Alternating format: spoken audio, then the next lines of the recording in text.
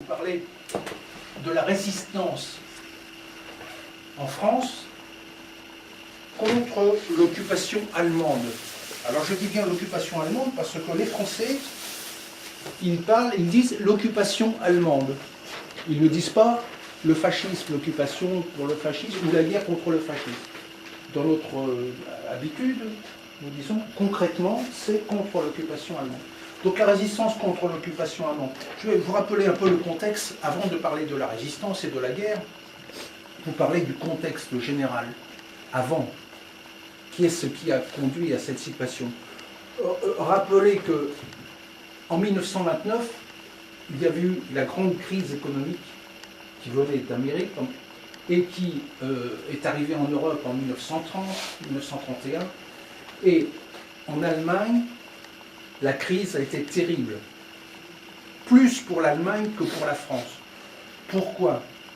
Parce que l'Allemagne avait perdu la guerre, ce qu'on appelle la guerre de 14-18, la grande guerre, la Première Guerre mondiale. L'Allemagne avait perdu la guerre, et donc il fallait qu'elle paye à la France beaucoup de dommages, de réparations.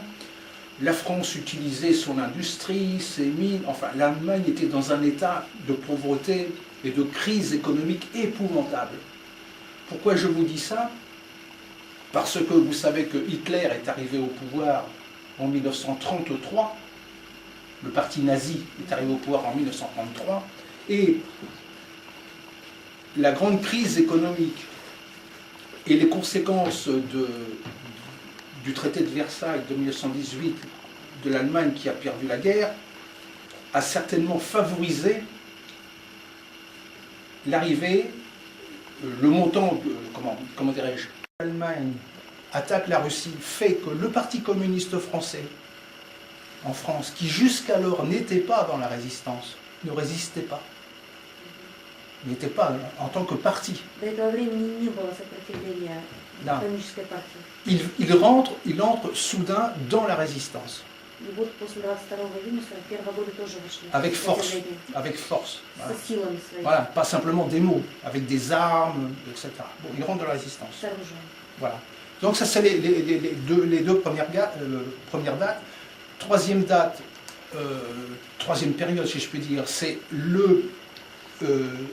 la réunification en 1943 de la résistance, parce que la résistance qui est avec le général de Gaulle et la résistance qui est en France, ce sont deux résistances différentes qui ne sont pas forcées, qui ne sont pas d'accord entre elles, qui sont en désaccord sur beaucoup de choses.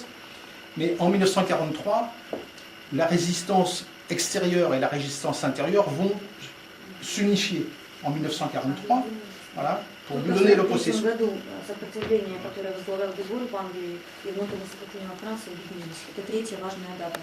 Voilà. Et en 1944, la résistance unifiée va, au mois de mars 1944, la résistance unifiée va élaborer un programme. Donc la France est toujours occupée avec l'Allemagne, mais alors que la France est toujours occupée avec l'Allemagne, la résistance va élaborer un programme, rédiger un programme, écrire un programme, pour après la libération de la France, et on appelle ça le programme du Conseil national de la résistance, parce que ce qui est écrit dans ce programme concernant les droits, les libertés syndicales, les droits des genres, la liberté de la presse, la liberté, toutes les questions qui contre la liberté, c'est déjà écrit dans ce programme. Et ce programme du Conseil national de résistance, c'est resté la base, aujourd'hui, de la politique française, si vous voulez. C'est-à-dire qu'aucun gouvernement, aujourd'hui, n'ose remettre en cause le programme de la résistance. Parce que c'est quelque chose qui est sacré. Hein, sacré, voilà, un peu sacré, on ne peut pas toucher à ça.